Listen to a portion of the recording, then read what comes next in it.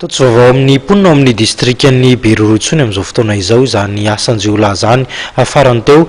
dia nisy vonolona ny asan-jiolahy izay nitranga tao amin'izany tanàna izany raha ny fanambarana nentin'ny solombavam-bahoaka Razafindrakoto Arifanja. Mirongatra ny asan-dahalo any amin'ny distrikan'ny Beroro araka ny tatitra nataon'ny solombavam-bahoaka Razafindrakoto Arifanja. Ankoatra ny alatromby dia arahana vonolona ny asan-dahalo ao Beroro. Ny herinandro lasa teo ohatra dia mpanaradia iray no lavo tao amin'ny kominy Tanamaro ary miala ny alatsinainy 7 septambra dia asan-dara iray no lavo teo am-panatanterahana ny asany. Raha ny tsy fandriam-pahalemana any Beroro zany amin'izao fotoana izao dia lasa mirongatra indray satria mahatonga an'izany dia misy moa zany io opération io izay ao Kasoabo. Nahazo maranila ihany koa izay saika hanao opération ao Beroro fa lasa nisintonina nataty Kasoabo no nisy an'iny voina nitranga tamin'ny miaramila izay tany Kasoabo iny ary Beroro sy Kasoabo moa zany dia tsy mifanalavitra ka mifanila reo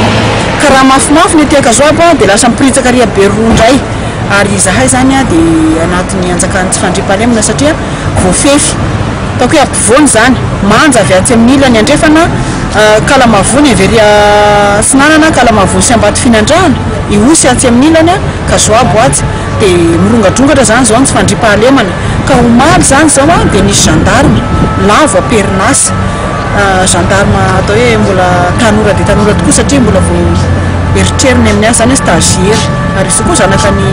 zanaka gendarme ihany satria CB niosy ny ray aman-dreny ny dadany zany taloha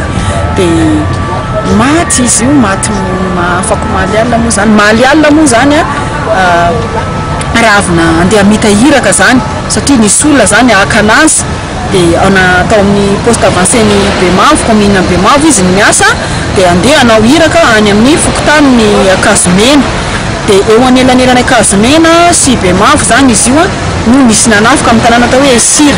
Esira zany no tifiran'ireo dahalo izay efa niafina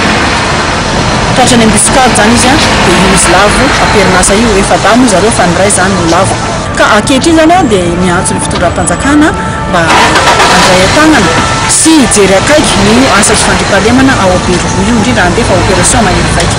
Arak'izany dia manjaka ny asan-dahalo amin'ny distrikan'ny Beroro ary miantso fandraisana andraikitra misimisy kokoa avy amin'ny fitondram-panjakana ny solombavam-bahoaka voafidy tany an-toerana.